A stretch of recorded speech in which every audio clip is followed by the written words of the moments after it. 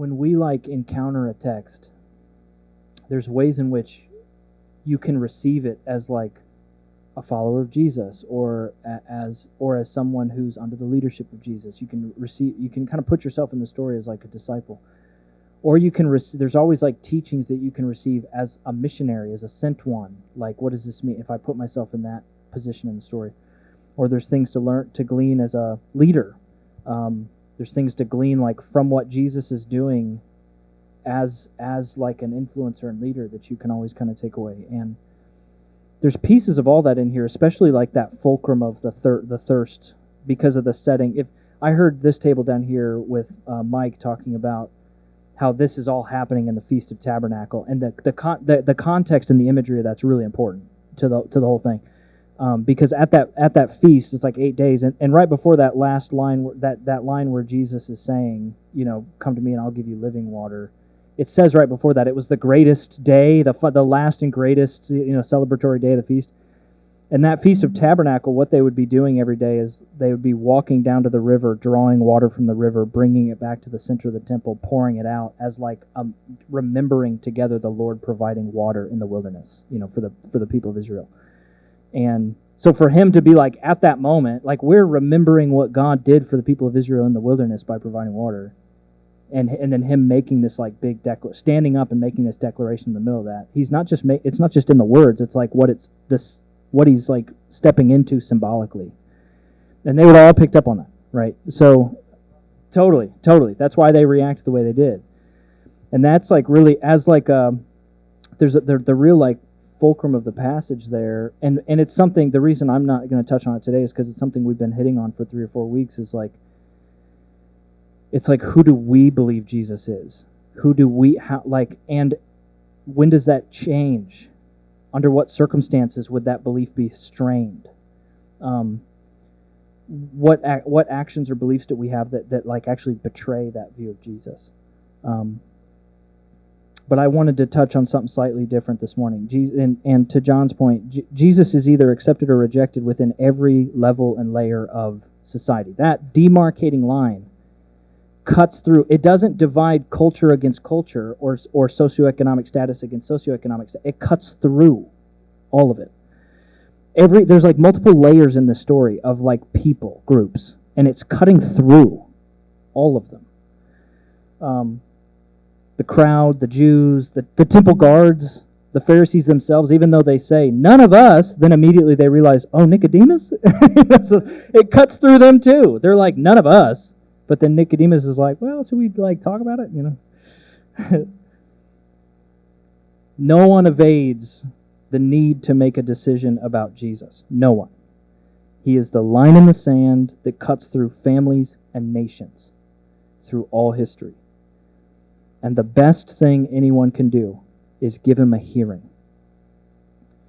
This morning, instead of considering a personal implication of that reality, because, again, we've done that for a couple weeks, I wanted to consider the missionary implications. And when just in my experience of the text this week, I found myself not identifying with the crowd or the religious leaders, but I found myself identifying with Nicodemus. And what does it mean to be people in that vein? In an age... I found myself identifying with that question from Nicodemus. Shouldn't we just at least give this man a hearing? Shouldn't we give this man a hearing? To anybody who will listen, to every circle I'm in, shouldn't we give this man a hearing? In an age that draws its own conclusions about Jesus without ever really giving him a hearing, we play the role of Nicodemus, inviting people to encounter Jesus. Not our ideas, not our answers, not our solutions, not our thoughts about history and epistemology and philosophy and sociology. We invite people to encounter Jesus, to give Jesus a hearing, to walk with Jesus, to listen to Jesus, to encounter Jesus, and to help them clarify their existing choices around Jesus that sometimes they don't want to acknowledge or admit. A few weeks ago, I hurt my middle finger, pretty badly. No, I'm not going to show you. I'm not going to show you. So it's not show and tell. I hurt my finger pretty badly. It was right after Jesus Encounter. The morning after Jesus Encounter, I was taking my first day off in weeks, and I took my kids to a public park And Jamie was walking the baby around the park, and I was with the boys having a swinging competition. They wanted to see who could swing the highest. Physics was on my side. Physics was helpful for me.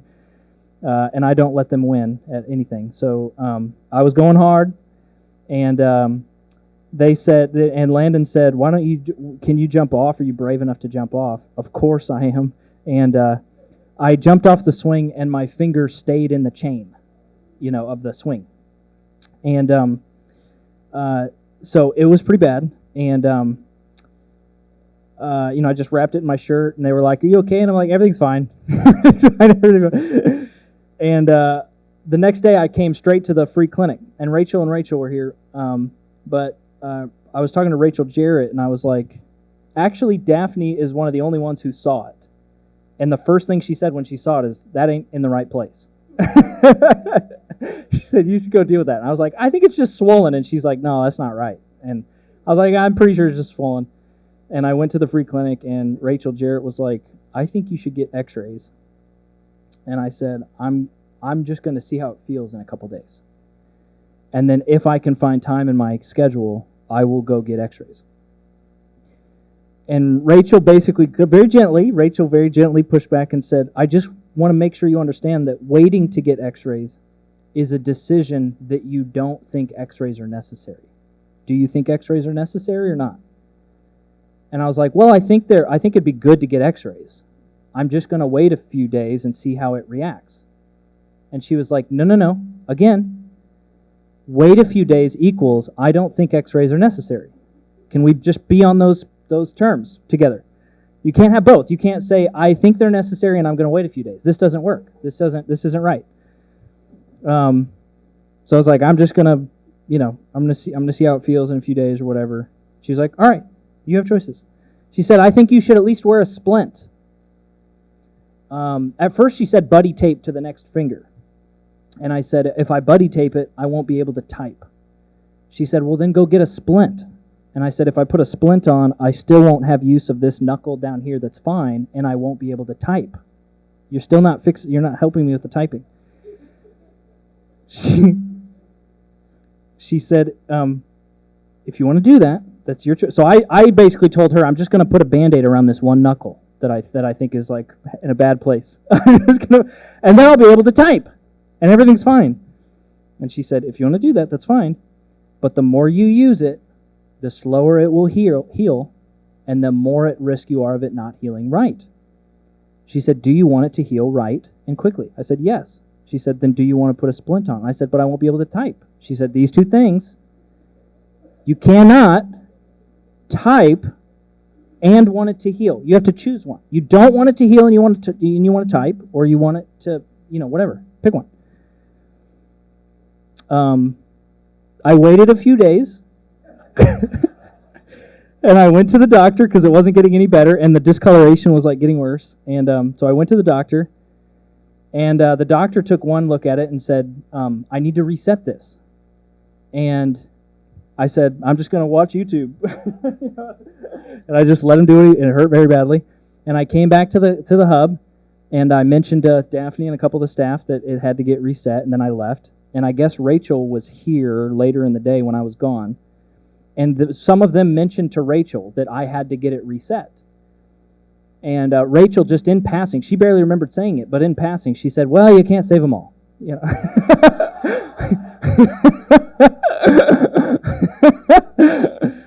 Yeah, you can't help all of them. And this week I was just thinking that whole interaction is sort of a microcosm of what I want to talk about in this passage. That people consistently develop false beliefs. They consistently develop false beliefs about Jesus. And those false beliefs lead to irrational choices about who he is, about who they are, about how the world should be. And there is a need to gently reframe those false beliefs and irrational choices. But in the end, you can't save them all. I remember in college we did this quarterly pizza and questions night in my dorm. There, we had this 17-story dorm, and we would just buy a bunch of the $5 pizzas. What are those? Little Caesars. We'd just get Little Caesars, and we'd get a bunch of them and put them in the first floor and knock on every door in the whole dorm and tell them, come down. We're gonna have like questions and pizza or whatever, and with our little Bible study or whatever. Everybody in the dorm knew it was a Bible study, and it was like questions about faith and God and the Bible and pizza. And they'd come down, and we'd do this like a few times a year, and the goal was not necessarily to like get into like these kind of robust conversations or whatever, but basically just to hear people's questions, talk with it a little bit, but essentially to say, hey, that question you have is not actually a reason not to give Jesus a hearing. So the answer to every question was like, yeah, whatever you think about, that's fine. That has nothing to do with Jesus. Like you should, I think you should give Jesus a hearing. And there was a guy that came. We called him Big Mike. He came to the one in the fall, early in the year, and he came down. Always grabbed pizza. We had a room like 10 or 15 of them, and we had this open Q&A time. Answered a few questions or whatever, and he almost never talked. He always sat in the back. And eventually he just said, guys, listen. Here's my question. My question is, why does your Christian group? We're InterVarsity. So he knew InterVarsity. He said, why are you guys the ones that are always trying to evangelize on campus and like share your faith, trying to persuade people, trying to convince people, whatever? There's no other like religious organization on campus tries to do that. The Muslim group isn't trying to like shove their beliefs down people's throat. The Jewish group isn't trying to do that. The humanist society isn't trying to do that. The atheist society isn't trying. Nobody's trying to persuade anybody. Everybody knows how to like live peaceably with one another. You guys are the only ones. It annoys me. Why are you doing that?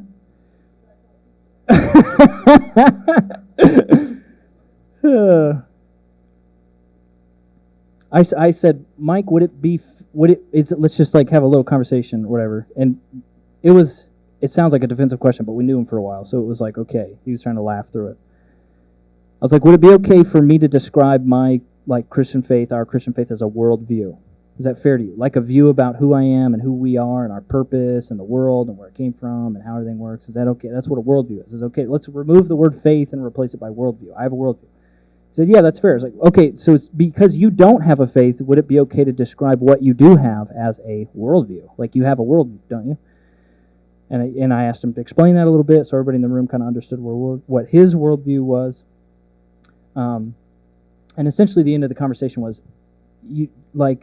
when you ask us not to share our faith, can you see how that's like an invitation from you for me to leave my worldview and join yours? Because my worldview means that this thing that I'm doing, which is like sharing about Jesus, it is like critical. It's a matter of obedience. It's a matter of like love. It's a matter of like my view of good and evil and right and wrong and eternity or whatever. It's like it hinges on all that. It's part of my worldview. It's critical to my worldview. And to put that aside would be to fundamentally change and adjust my worldview. It'd be to like shackle or silence or cut off huge pieces of my worldview. And to actually then, and if I agree and I do what you're asking, I would be then embracing pieces of your worldview. And he was like, yeah, I get. And I was like, well, then stop evangelizing me. Why would you do that? That's so frustrating that you would ask me to do this. So all we did was just gently reframe, right? That's what Rachel's doing with me. Gently reframe. Like, here's this and this. It's your choice. Like, let's just... But then we didn't go into this big, long conversation about all the different faiths and worldview and all this kind of stuff. Like, in the room, we just basically said, that's fine. I understand why you're asking that. Now you understand us. We understand each other. Even if you still held that belief, it has nothing to do with the person of Jesus. Like, do you know anything about Jesus? Have you investigated Jesus, his claims, his works, his miracles, his signs and wonders, his life, his death, his resurrection? Do you know anything about that? Do you know anything about that? Have you investigated it all? Have you come to your own conclusions about that? No. And he realized that he was leaning on one really weird reason to never actually give Jesus a hearing. And that reason was a house of cards. Have the authorities really concluded that he's the Messiah? Don't we know where he's from? Well, we do know where he's from, but it's not the right place. Isn't that just Joseph's boy? Isn't he from Galilee? Do any of the experts actually believe? These are all just house of cards reasons to not believe. Now, as soon as that house of cards fall, that's immediately when you realize, are you thirsty or not? Because do you just build a new house of cards? And that's what Big Mike would always do. Just build a new house of cards. But the key for our little group was that we were realizing it's not up to us to decide who is thirsty and who is not. It's like outside of our purview. It's not up for us to decide when they are, when they aren't, what'll change it, but to always invite to encounter Jesus. Mess with one or two cards, let it fall. invite for the thirsty. Relying on lazy conclusions to never actually interact with Jesus, the source, and give him a hearing. And because we're steeped in a culture of tolerance and plurality, we often let people make decisions about Jesus that are not actually available to them to make. That's that C.S. Lewis quote that was shared this morning, that we let people come to conclusions about Jesus that they should not actually ever be allowed to make. Jesus is a good teacher. Jesus is a moral example. Jesus is a justice-seeking liberator. Jesus is an interesting historical figure. Jesus was an expert philosopher and sociologist and political theorist. Jesus is a fable. He's a hodgepodge of other myths and tales. If you encounter the real, total Jesus, the words and ways and miracles and signs and life of Jesus, all of Jesus, on his terms, without editing or deleting or minimizing, the only choices you have at the end of it, in the words of C.S. Lewis, is that he was either a liar, a lunatic, or he's the Lord of your life and every square inch under the sky. Those are the three choices. But people come to these decisions that he's a great teacher, he's a prophet, he's a moral example, he's got a lot of great ideas, he's my best friend, so people come to these conclusions all the time.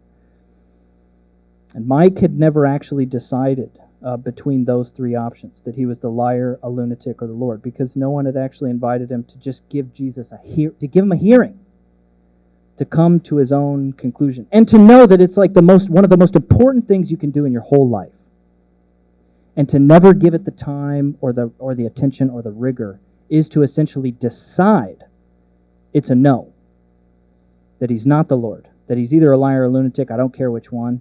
But to make that decision without thoughtfulness, without actual investigation, without really giving Jesus a hearing, it's terrible. No one evades the need to make a decision about Jesus. He's the line in the sand that cuts through families and nations through all history. Everyone must give him a hearing. The last thing I'll share, and then I'm going to actually invite you at tables to talk out one more last question before communion. Back in the early spring, I was helping my neighbor with a building project on his back porch.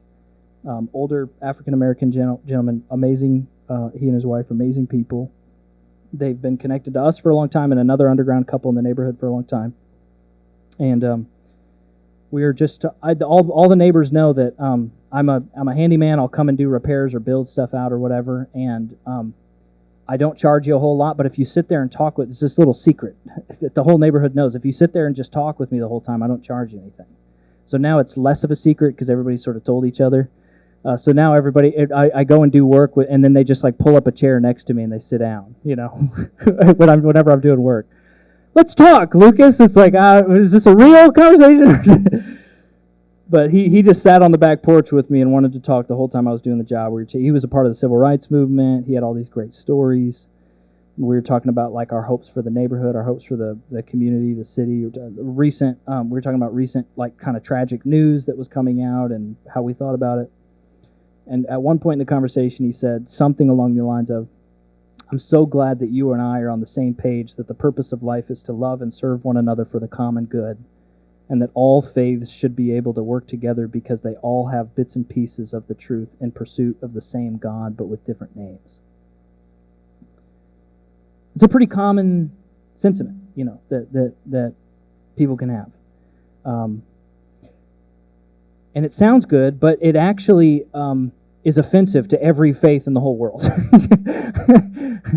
So Yeah, right, right. So I was just sitting there, and I remember the moment he said it, he was behind me to my left, and it was this clear avenue for us to have a great conversation. And I was putting a wire nut on this like group of 4 wires, and I had my headlamp on. It was kind of dark, and I was just sitting there thinking, how do I respond to this? And it was just this clear avenue for me to talk to him of really clearly and distinctly about Jesus and about my walk with the Lord, and invite him to encounter Jesus on his own or with me. I'd love to like guide him and be a part of it. And we had a good conversation afterward, but I just have to confess, I just checked out. I just checked out of it. And there's a part of me that just felt like I don't know him well enough. I don't have enough trust. This isn't quite the right moment. I'm really sweaty and frustrated. This job hasn't been going well. I'm angry. I need to get home. I've been here too long. And it's going to turn into a long conversation. And I just had all these reasons running through my head. And I just checked out of it. I mean, we just had this conversation. I keyed in on like the why we can't work together for the common good.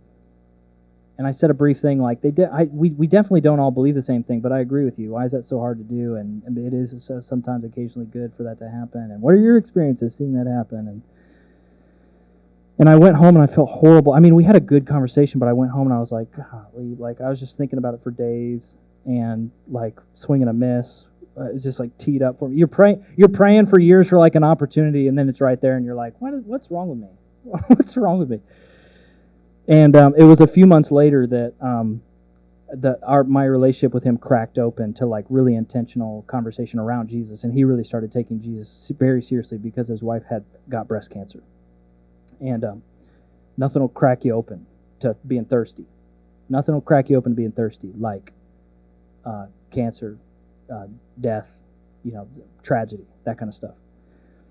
And we just had this like consistent like texting dialogue, and I'd see them every once in a while, and he just like he just talks about Jesus a lot more. He's more explicit, and there was just one time over text a few months ago where on the heels of having more of these much more specific conversations, he just asked me more directly, hey, remember when we were on the porch? Like, why didn't you talk more about this, like this stuff? You remember back then? I've always wanted to ask you, like, why didn't you like actually talk? And it just brought back all my feelings about that. Like, gosh, why didn't I? And God redeems and renews all things, but it was just like, man, you just get hung up on like needing to have the right amount of trust or needing to have the right answers to the right questions, which it seems like Jesus just did not have that much concern about. Having the exact right things thought out, the right words. And this Nicodemus kind of like curious, differentiated way of just like, let's just give this man a hearing. Let's give this man a hearing. Let's encounter this man. Let's not rely on our own presuppositions and form our own quick judgments, but let's give this man a hearing. No one evades the need to make a decision about Jesus. He is the line in the sand that cuts through families and nations through all history. I just want to give you guys time at groups, just to be able to like reflect as a group.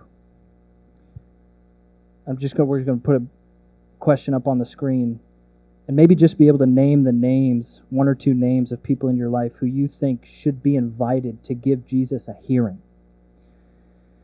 Like people who have beliefs about Jesus that are based on like the church or the news or their weird views of the Bible or something like that, or views around science or philosophy that actually have nothing to do with Jesus. And those things have just been house of cards crutches, keeping them from actually just taking a good investigative look at Jesus. And they might be thirsty. They might be thirsty if they were invited. I'd love for us to just talk at tables. Who's the 1 or 2, especially in Advent season, Emmanuel, God with us season, Incarnation season. Like, it's just I just think it's a really unique time where some people actually do wake up to their thirst, and it's a really good time for us to be considering our role in people's lives. So would you just be able to, at your table, name 1 or 2 people And talk out what hang-ups have you had in the past? What hang-ups do you have right now? Maybe you don't have any hang-ups around that, and you just want an opportunity to be able to invite them to look at Jesus. And then we'll come back together to pray. So talk with one another.